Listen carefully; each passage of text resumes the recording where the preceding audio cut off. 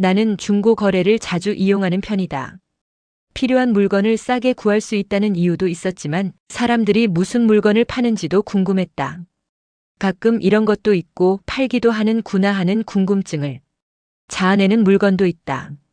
그리고 나는 무엇보다 남이 쓰던 물건을 다시 쓰는 일에 큰 거부감이 없었다.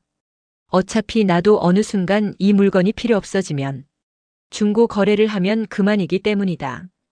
그날도 습관처럼 중고 거래 앱을 켰다. 특별히 찾는 물건은 없었고 그저 시간을 때우듯 화면을 넘기고 있었다. 그러다 한 게시물에서 시선이 멈췄다. 상아로 만든 빛. 요즘은 잘 보이지 않는 물건이었다. 사진 속 빛은 오래된 물건이라는 게 분명했지만 이상할 정도로 상태가 좋았다. 표면에는 사용감이 남아 있었지만 금이 가거나 깨진 흔적은 없었고 윤이 살아 있었다. 오래되었다는 느낌은 있었지만 방치된 물건처럼 보이지는 않았다. 설명은 짧았다. 직접 사용하던 물건입니다. 그 외에는 아무 말도 없었다. 제조 연도도 사용 기간도 적혀 있지 않았다. 그런데 이상하게도 그 빛이 자꾸 눈에 들어왔다. 스크롤을 내렸다가도 다시 위로 올려 사진을 한 번 더 보게 됐다. 가격은 싸지 않았다. 그렇다고 터무니없이 비싸지도 않았다. 묘하게 망설이게 만드는 가격이었다. 나는 결국 판매자에게 메시지를 보냈다. 직거래가 가능하냐고 물었고 답장은 빠르게 왔다. 필요한 말만 오갔고 약속은 금방 잡혔다. 직거래 장소에서 만난 판매자는 특별히 기억에 남을 만한 인상은 아니었다. 나이도 직업도 짐작하기 어려운 사람이었다. 말수는 적었고 물건에 대한 설명도 최소한으로만 했다. 다만 한 가지가 눈에 띄었다. 빛을 건네는 손길이 유난히 조심스러웠다. 마치 떨어뜨리면 안 되는 물건을 다루는 것처럼 두 손으로 받쳐 건넸다. 나는 그저 상하라서 그런가 보다라고 생각했다. 돈을 건네고 물건을 받아 그대로 헤어졌다. 집에 돌아와 빛을 다시 꺼냈다. 조명을 켜고 자세히 보니 사진으로 봤을 때보다 더 상태가 좋았다. 상아 특유의 색감이 은은하게 살아있었고 손잡이 부분에는 사람 손이 오래 닿아 만들어진 듯한 부드러운 굴곡이 있었다. 손에 쥐었을 때 묘하게 잘 맞는 느낌이 들었다. 처음 잡아보는 물건인데도 어색하지 않았다. 나는 그날 무심코 머리를 한번 빗었다. 그게 시작이었다. 며칠 동안은 아무 일도 없었다. 평소처럼 출근하고 퇴근하고 잠을 잤다. 그러다 어느 순간부터 몸이 조금씩 무거워지기 시작했다. 처음엔 단순한 피로라고 생각했다. 일이 많았던 것도 아니었고 잠을 못 잔 것도 아니었지만 아침에 일어나면 몸이 개운하지 않았다. 특히 팔과 다리가 이상하게 욱신거렸다. 며칠 뒤 샤워를 하다 팔 안쪽에 남아있는 멍을 발견했다. 연한 색이 아니라 짙게 번진 멍이었다. 어딘가에 부딪힌 기억은 없었다. 넘어진 적도 무거운 걸 옮긴 적도 없었다. 그날 이후로 멍은 하나씩 늘어갔다. 허벅지 안쪽 옷으로 가려지는 부위. 마치 누군가가 자는 동안 세게 눌렀다 놓은 것 같은 모양이었다. 그때부터 잠이 달라졌다. 완전히 잠들기 직전 눈을 감고 의식이 흐려질 때면 아주 작은 소리가 들렸다. 바스락거리는 소리, 바닥을 스치는 듯한 마찰음. 처음에는 옆집 소음이라고 생각했다. 아파트에서는 흔한 일이다. 하지만 그 소리는 항상 내가 잠들기 직전에만 들렸다. 깨어있을 때는 들리지 않았고 눈을 뜨면 언제 그랬냐는 듯 사라졌다. 며칠이 지나자 소리는 점점 또렷해졌다. 숨을 고르는 듯한 소리, 아주 가까운 곳에서 나는 기척. 침대 옆 혹은 침대 아래에서 나는 것처럼 느껴졌다. 피로는 눈에 띄게 쌓였다. 다크서클이 짙어졌고 집중력이 떨어졌다. 사람들은 요즘 많이 피곤해 보인다는 말만 했다. 나 역시 그 이상으로 생각하지 않으려 했다. 하지만 혼자 집에 있을 때면 이상하게 불안해졌다. 집안은 조용한데 조용함이 편하지 않았다. 소리가 없는데도 무언가가 계속 가까이 있다는 느낌이 들었다. 그때도 나는 그 빛을 의심하지 않았다. 오히려 빛을 손에 쥐고 있으면 마음이 조금 가라앉는 것 같았다. 그래서 이유 없이 빛을 만지게 됐다. 머리를 빗지 않아도 손에 쥐고 있다가 다시 내려놓곤 했다. 놓으면 괜히 불안해졌다. 그날 밤 잠에서 깨며 나는 처음으로 내가 혼자가 아니라는 느낌을 분명하게 자각했다. 그날 이후로 집에 혼자 있는 시간이 점점 견디기 어려워졌다.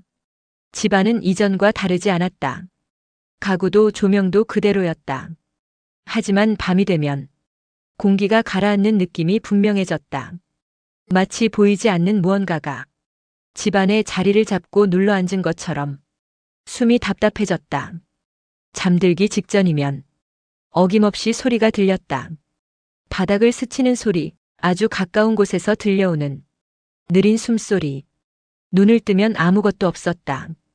불을 켜도 마찬가지였다. 하지만 불을 끄는 순간 그 기척은 다시 돌아왔다. 몸 상태도 빠르게 나빠졌다.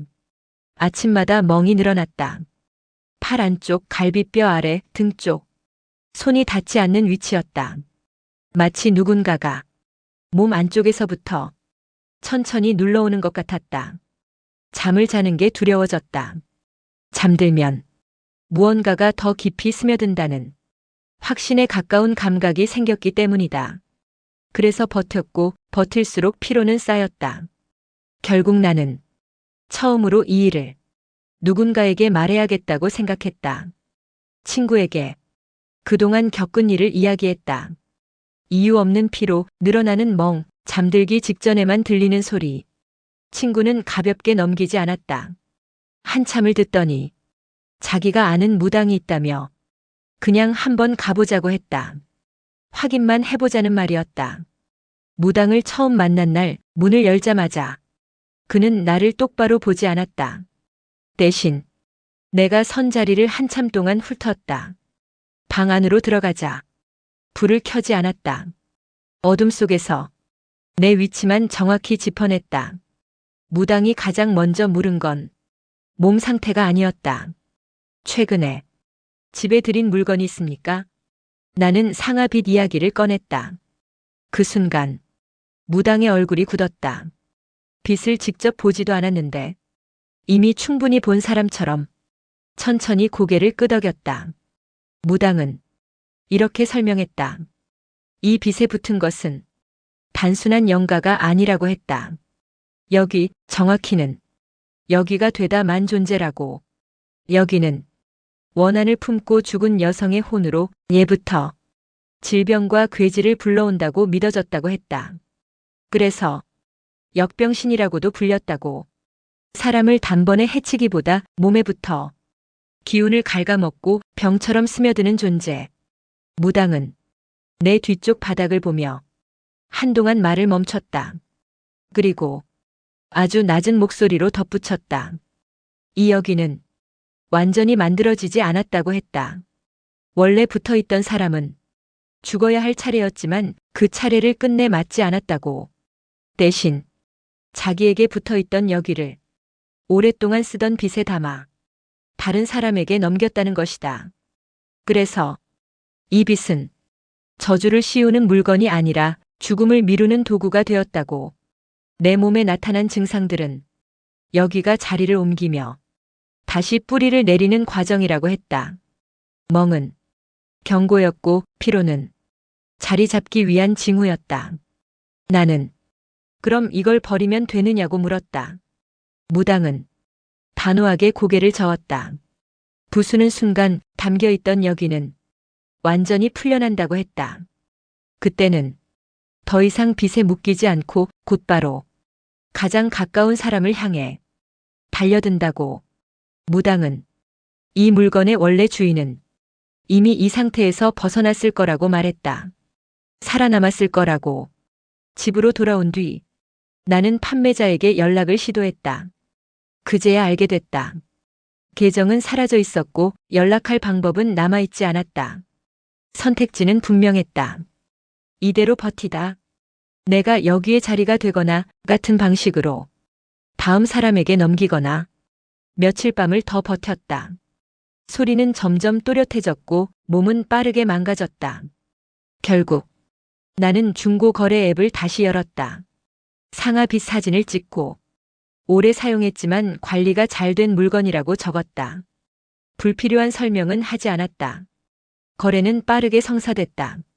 물건을 건네는 순간 나는 처음 그 판매자의 손길을 떠올렸다.